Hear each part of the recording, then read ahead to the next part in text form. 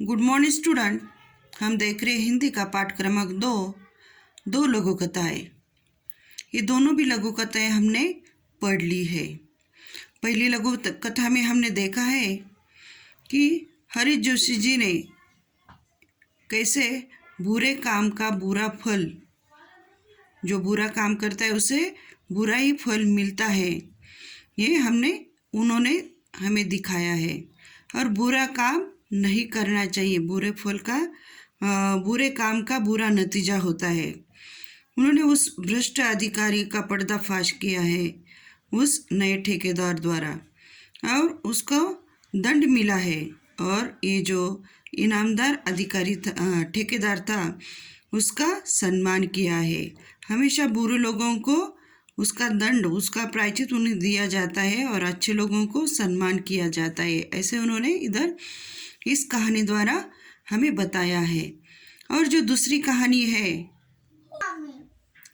जीभ का वर्चस्व, इस कहानी में हमें उन्होंने ऐसे दिखाया है कि कठोरता की अपेक्षा विनम्रता अधिक महत्वपूर्ण होती है।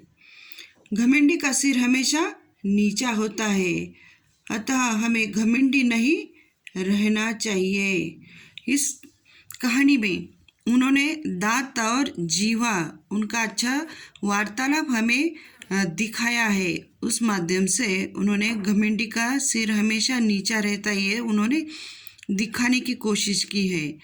जो दांत है घमंडी, उन्हें ये जो जीवा है अपने विवेकपूर्ण उत्तर देकर निरुत्तर कर देती है। और सबसे लास्ट आखिर में उस घमंडी दांतों को भी ये जो जीवा है उसका श्रेष्ठत्व स्वीकार ही करना पड़ता है। इस तरह हमने ये 2 लघु कथाएँ पढ़ी है। अब बच्चों, तुम लोगों को अपने नोटबुक के अंदर इस 2 लघु कथाओं के शब्दार्थ लिखने हैं। मैंने कुछ शब्दार्थ दिए हुए हैं, वैसे के वैसे नोटबुक में लिखना है। ये जो शब्दार्थ दिखाई दे रहे हैं उसका हिंदी में भी मीनिंग है और इंग्लिश में भी। ये सब अपने नोटबुक के अंदर उतारना है।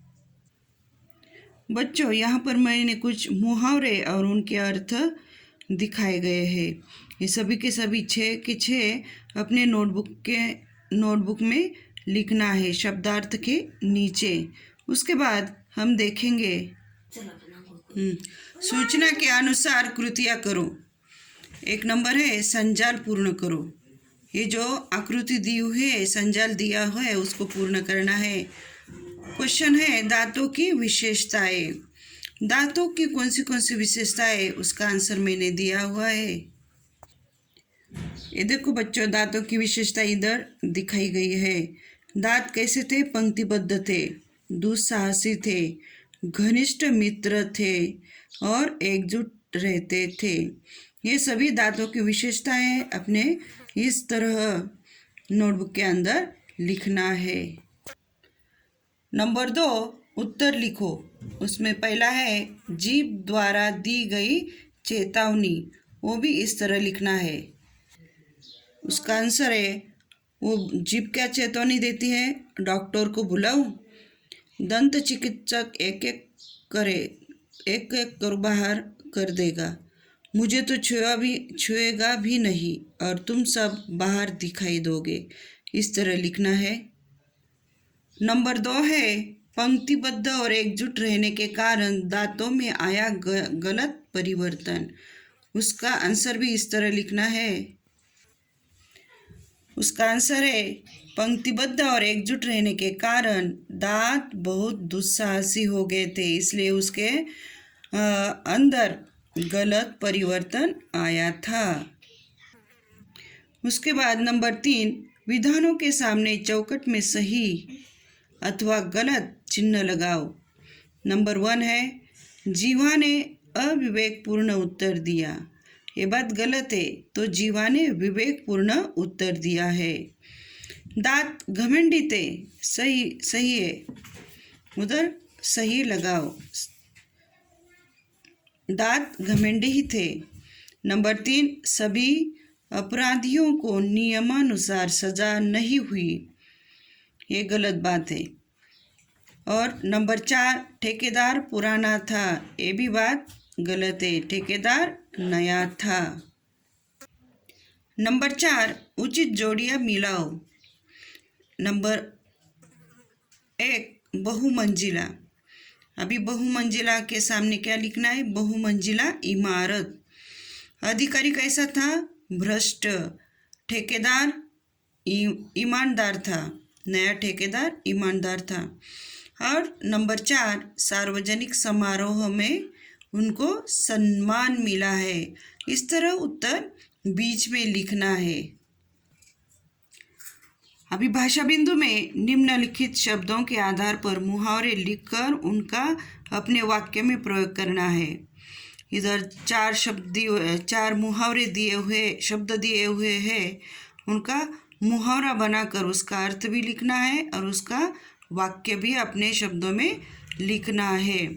उसके बाद नीचे है उपयोजित लेखन। उसके अंदर दिया गया है कि जल के अपव्यय की रोकथाम संबंधी चित्रकला प्रदर्शनी का आकर्षक विज्ञापन तैयार करो। अब बच्चों, तुमको इसका विज्ञापन का आकर्षक ऐसा विज्ञापन तैयार करना है जल के बारे में। बच्चों, इस तरह आपको ये जो है विज्ञापन तैयार करना है।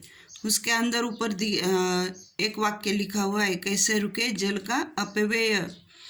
आइए देखिए चित्रों के माध्यम से जल के अपव्यय की रोकथाम का तरीका और चित्रकला प्रदर्शनी में, और उसका स्थान लिखना है। उधर जो स्थान है, एड्रेस है, वो दिया गया है और लिखा है प्रवेश निःशुल्क। अभी लास्ट में है मैंने समझा। अब इन दोनों लघुकथा के बारे में क्या समझा है? जो हरी जोशी ने 2 लघुकथाएं प्रस्तुत की है, तो उनमें नैतिक गुणों को ग्रहण करने की प्रेरणा दी है। और पहली कहानी में एक सरकारी अधिकारी के भ्रष्ट आचरण के दुष्परिणाम को दिखाया गया है। अपनी रिश्वत लेने की आदत के कारण उसे दंडित किया गया, पकड़ा गया है। वो आपको इधर लिखना है। और दूसरी कहानी में क्या समझा है? तो दांतों और जीभ में जो वार्तालाप के माध्यम से लेखक ने विनम्रता के महत्व को दर्शाया है। घमंड और कठोरता प्रत्येक स्थान पर अप्रिय और हानिप्रद होती है, अतः हमें अपने आचरण में विनम्रता होनी चाहिए, रखनी चाहिए। ये दोनों बातें हमने इस 2 लघुकथाओं द्वारा समझी है। ये सब अपनी भाषा में अपने शब्दों द्वारा, अपने विचार द्वारा इधर मैंने समझा में लिखना है।